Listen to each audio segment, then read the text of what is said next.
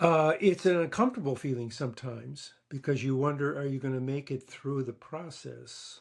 Are you going to be able to tell even a part of the whole story? I think that it's kind of it drives me. The curiosity drives me. Even when I finish a book, and this has been especially true with Sylvia Plath, I always feel that there's something left undone. And either I will be able to do it in another book, or another thing I'm always fond of saying is the answer to one biography is another biography, that it is cumulative, that it is incremental, that you can never really come at rest. And I've made my peace with that. I Carl don't. Rollyson is a prolific modern Plutarch with a special expertise in writing biographies, mostly about the creative lives of artists.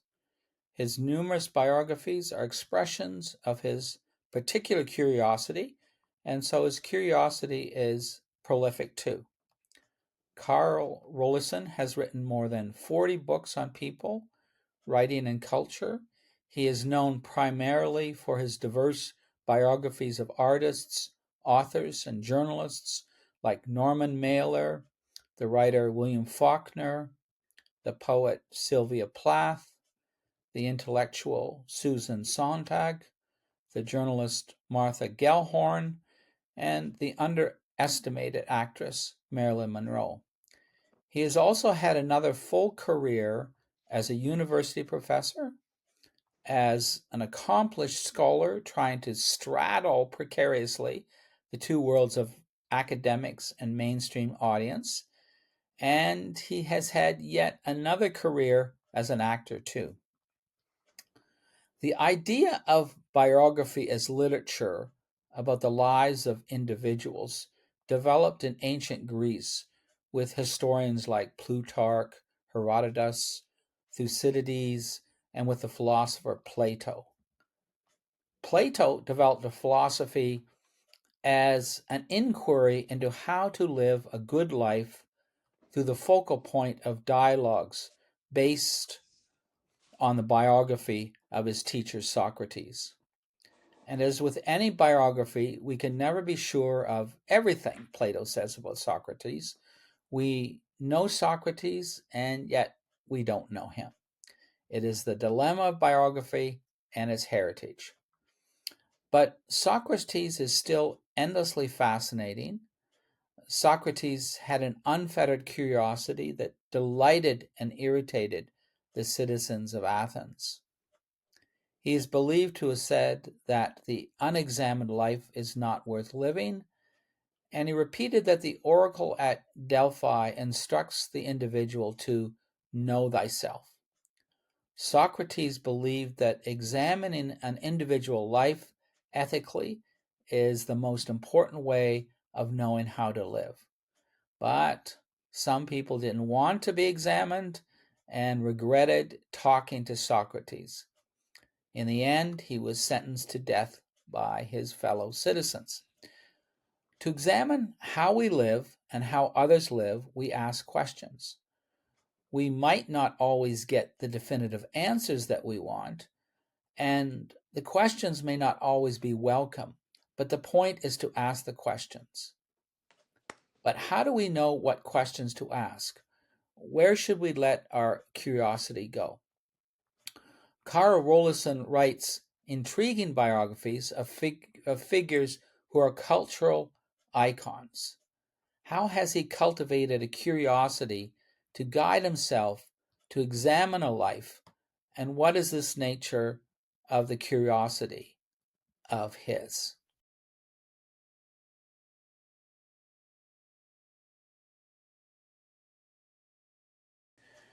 Um, of all the biographies you've written about people like Norman Mailer, Susan Sontag, Sylvia Plath, William Faulkner, the journalist Martha Gellhorn, Marilyn Monroe, and others, which one would be the person with the deepest, most profound, most creative, most instructive curiosity?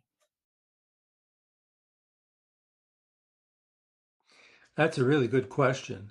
Um, I'm almost tempted to say I'm not sure. It's like picking your children. I wouldn't have done these books if I didn't, in a sense, love them all for all their faults and the things you could say about them. In some ways, the most curious person with the most highly developed curiosity was Marilyn Monroe. If you met her, she was the movie stars, but she wanted to know about you. She was studying things like art. She took night courses at UCLA, even though she had never made it entirely through high school. But that's why one of the reasons she married Arthur Miller was this intense interest in intellectuality, in art, in what people do. And she knew, certainly by the time she was 19, she was already married. She was married at 16, her first marriage. She already knew what it meant to take an interest in things, to be curious. Now, the thing that drew me to Marilyn Monroe, I did not grow up being a Marilyn Monroe fan. That isn't what it was about. I had read Norman Mailer's biography of Marilyn Monroe, and he treats her as an artist. He says, take an artist to understand an artist, meaning himself. I applied that to myself. It takes an actor to understand an actor. I began acting at the age of 13, right around the time my father died. Well, it changed my life. It changed my life. And I'm surprised that when I asked you which of the persons you've written a biography of would be the would show the curiosity that's the deepest, most profound, most creative, that you picked Marilyn Monroe, and you've explained why. I would have anticipated, and I was wrong, Norman Mailer or Martha mm-hmm, Gellhorn, who mm-hmm. who had a professional stake in being curious, and perhaps a stake in showing to the world that they were curious and they had an adventurous curiosity. So, why do you hold to, um, despite the these icons, Mailer and Gellhorn, as icons of curiosity? Why do you, how do you balance them against Marilyn Monroe's curiosity? Yeah. Well, Mailer's a good case because I wouldn't have written about Marilyn Monroe if I hadn't been interested in Norman Mailer's biography of Marilyn Monroe. He's really the person who turned me toward biography more than anybody else. And I could have picked Mailer. Maybe on a different day I would have picked Mailer and not Marilyn Monroe. They're adjacent in my imagination for sure. I was very curious about Mailer. Um, in particular, one book, which I think is, in a sense, the most original part of my biography of Norman Mailer. Um, he had this ability to recreate himself. He went through several different phases as a writer, from his war novel *The Naked and the Dead* to his novel about Hollywood, *The Deer Park*, um, and then gradually into the '60s, his nonfiction writing about the political conventions, for example, and about boxing, Muhammad Ali. His book on the fight is, I think, really just a masterful, wonderful book. And then I get to The Executioner's Song, late 1970s, and the execution of Gary Gilmore.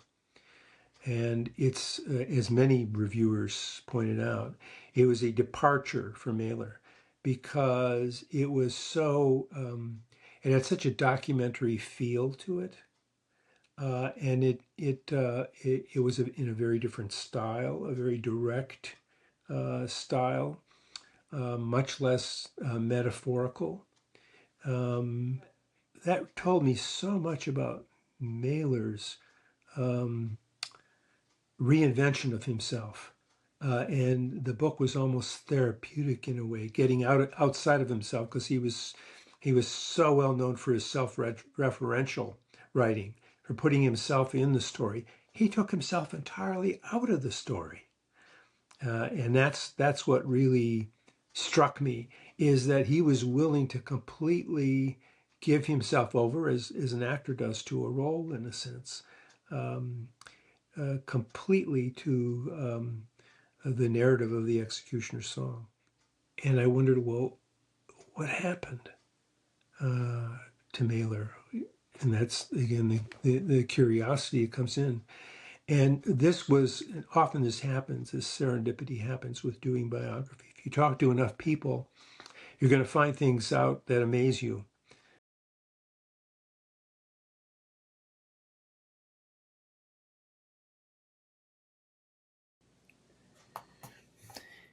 Is there any way that your curiosity in childhood leads or doesn't lead to being a biographer?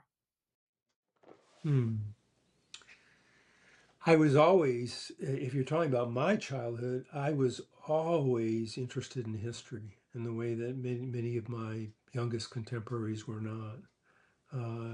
Fascinated with my grandfather's stories about life in Poland before he came to this country in 1911. I remember how intrigued I was when I was just after my father died, when I was about 14. When you talk about your grandfather telling you stories, it sounds like a breakthrough moment. Mm-hmm. Um, and, you're young at that point. You don't have in mind a career of being a biographer, No, getting your no. PhD. But it sounds as though listening to the stories of your grandfather maybe trigger your curiosity, your curiosity in a certain way. Can you talk more about how the stories of your grandfather affected you, at what age, and how early you have memories of your grandfather? Yeah, I have memories of my grandparents going back to the age of 5. And I remember them talking about Poland, which they would simply call the old country. And just that notion that there was this other country, this other identity, um, this other way of looking at the world, um, was very striking. Uh, Also, I have to say, I spoke to my grandfather in a kind of mix of using Polish words. He was Polish and spoke a kind of broken English. And so we would go back and forth in the two languages. I grew up with Polish, certain Polish words especially, as being as familiar as any English word. And so I had that sense of a dual identity. And I began to think more about this in high school. After my father died, we lived with my grandparents in the home, in one home. And I remember one of my high school classmates came over one day. My mother was born in this country. She was born in Detroit, um, where her family lived. And she was fluent both in Polish and in English. She only spoke English to me. The grandchildren were not expected to speak Polish, and only the older ones had any understanding of the language at all. And one day, my classmate, I brought this classmate home. We spent a little time, talked a bit with my mother. And as we were going outside, this classmate of mine turned to me and he said, "Is your mother a foreigner?" I was just shocked. I said, "No, my mother was born in this country." I wasn't aware of my mother speaking English with any kind of accent, that might be considered foreign as a second language. Her first language probably was Polish because her parents were Polish, and as a little girl, infant, and so on, they were speaking to her in Polish, and then she would have learned English just sort of naturally going to school and associating with the other children, some of whom were Polish and some were not. And I just never thought about that. And suddenly, wow, my mother as a foreigner was a foreign concept to me. I just, I didn't think that. So all these things, I think, certainly, although at the time I didn't know it, contributed to this notion that there were these lives to learn about as a biographer. When you talk about your time as a child with your grandfather between the age of 5 and 14, um, it seems that you're describing a situation where there's no restrictions and prohibitions on curiosity. Unlike some children encounter, Yeah, they can't go there, don't go into the woods, don't yeah, go over the fence, don't ask that. In your relationship with your grandfather, there weren't those restrictions and boundaries. There wasn't that sense of another generation being unwilling to talk about the past. And that's all part of the character of your grandfather that you're encountering between the age of 5 and 14 during that formative period before you see yourself having a career. And when you talk about what your grandfather opened for you was that door, that encounter into the unknown, that encounter into the mystery that still remained a mystery. Even hmm when you knew about it, the mystery didn't disappear. Maybe the desire to go farther and increased, and there was no prohibitions from your grandfather about that, no restrictions about you crossing that mental border into this hmm mystery country. In addition to that, and I kind of want to combine them, there's also that moment you talk about in high school about your mother is a foreigner, which of course is a different perspective for you, but it also in a sense makes you a foreigner. And yeah. hmm that is partly a comment on you. So how do you put together these elements of of the effect of your that though that the exploration of curiosity that your grandfather allowed you, plus that kind of shock that you're a foreigner? I think that what happens is, I guess I like that word, buccaneering biographer, because it brings in the sense of adventure. And I think I associate curiosity with adventure and with breaking of boundaries. Very quick story about my grandfather. He lived to be 87. He ended up, my mother died. I took care of him for a while. Then I moved away, and he found this house in Hamtramck, which is a Polish enclave, what used to be a Polish enclave in Detroit. And he lived with two other gentlemen, and one of my uncles, one of his sons, would look after him. But he was on his own a good part of the time, and he was in good health up to almost to the age of 87. And he went into a bar one day and sat down at the bar. He used to own a bar, but he was just going into a bar to have a drink. And some guy was looking at him, and he said, and my grandfather was 87 at the time, not too long before he died. And the guy said, "How old are you?" And my grandfather said, 90. And the guy bought him a drink. My grandfather told me this story. And he said, rounding off, that really worked for me. And I thought, he died not long after that. He never reached 90, but he enjoyed some of the fruits of being 90. And that's the kind of guy he was. I mean, he was a boundary breaker in that sense. He did very successful in business. One day he surrounded all of us, all of his grandchildren, and he went around to each of us and gave us a $500 bill. None of us had ever seen a $500 bill. Come on, that was just amazing. That's the kind of display he would sometimes put on. If you were to erase your grandfather from existence, what would happen to your life? It wouldn't be the same. I don't think I would have had the same kind of, in a sense, moxie, boldness. This is someone who came to this country with nothing, a third grade education in 1911. They almost turned him back at Ellis Island. He told me that story too. I think you know, I really upset at the current discussion of immigration. It's treated as a problem, and the surest way to political suicide would be to say what I would say, which is immigration is not a problem. It's an opportunity. And I wish people would think of it that way, but they don't seem to be willing to do that. And no politician has the nerve to say it.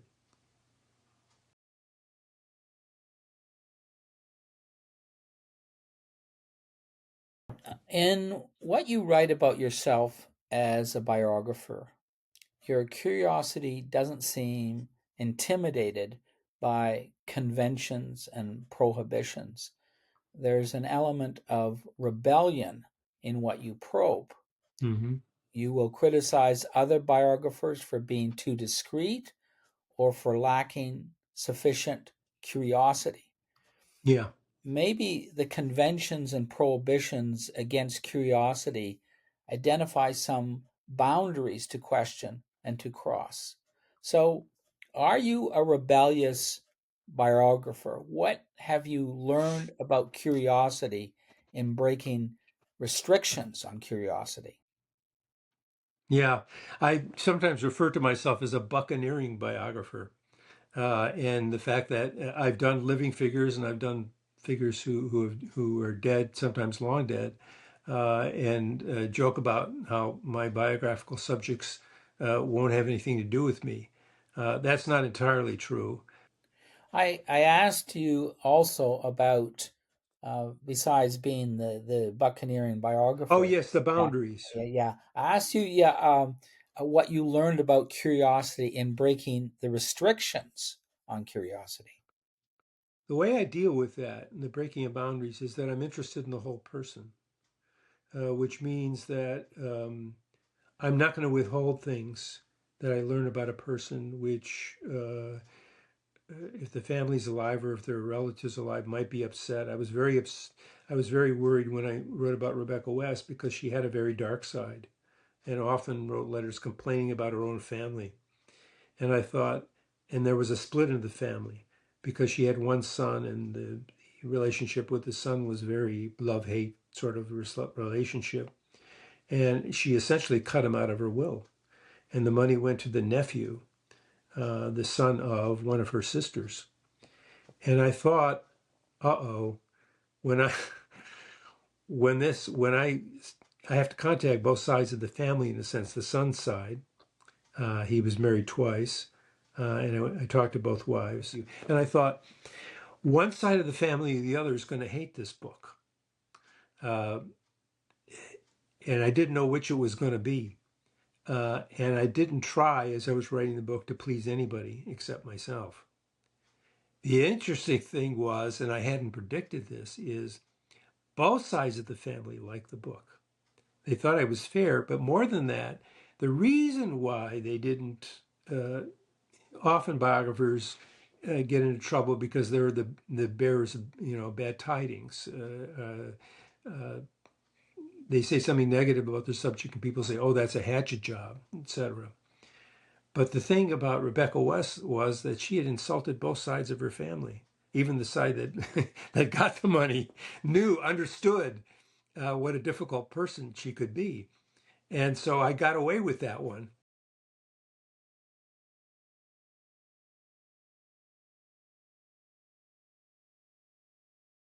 Well, speaking of mysteries, the types of questions we ask are a reflection of our curiosity.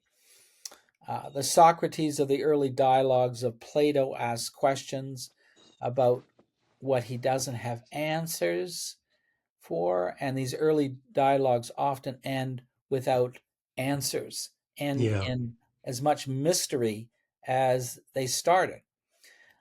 It's often the journey or the process that matters most.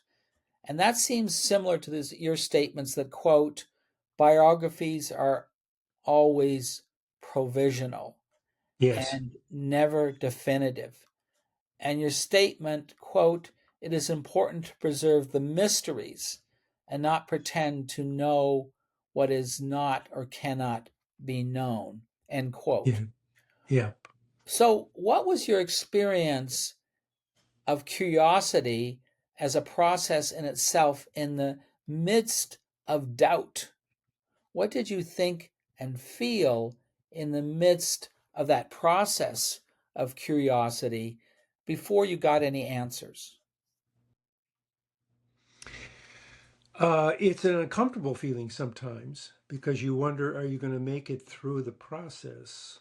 Are you going to be able to tell even a part of the whole story? I think that it's kind of it drives me. The curiosity drives me. Even when I finish a book, and this is especially true with Sylvia Plath, I always feel that there's something left undone. And either I will be able to do it in another book, or another thing I'm always fond of saying is the answer to one biography is another biography, that it is cumulative, that it is incremental, that you can never really come at rest. And I've made my peace with that. I don't. I certainly feel the anxiety of not knowing certain things, but I take that also as in a sense, part of the mission. When you were earlier, when you were talking about what you know or what you don't know, it really offends me, frankly. And the older I get, the more crotchety I get about this. When someone says of their biographical subject, he or she must have felt, they must have, because as soon as you say that, you've destroyed the mystery. You want the reader to know that, either you don't say anything about it or you admit you don't know. You can speculate. You could say perhaps. You could say probably, or you could say you think it's likely. But to say something must have been, well, if it must have been, where's the evidence? It's a kind of it's a gap in knowledge that the biographer thinks that somehow it can be filled with such a phrase, when it divert. People surprise you.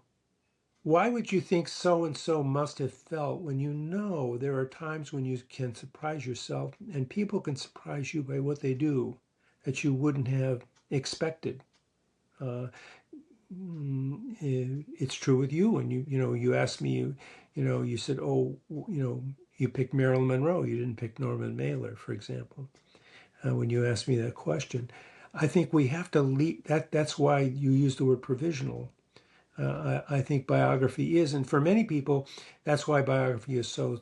Um, it's not satisfying because it's not a novel.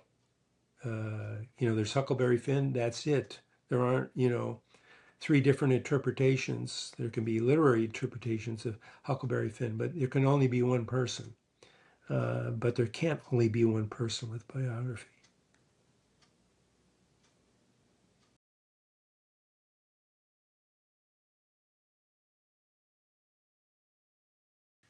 My final question today, it's only my final question today because there's always another question. Yeah, I And know. I always have to resist the impulse of asking another question.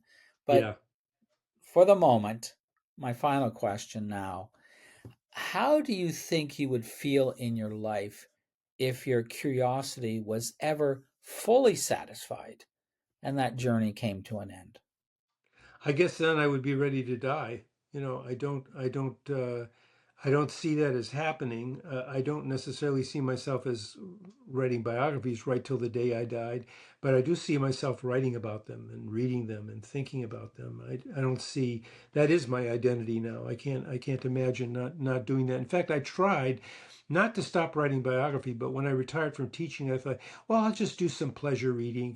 There's no deadlines that I have to absolutely meet and so on, and I can read things miscellaneously. I can't. I couldn't do it. I couldn't. I'm just too driven. I couldn't do it.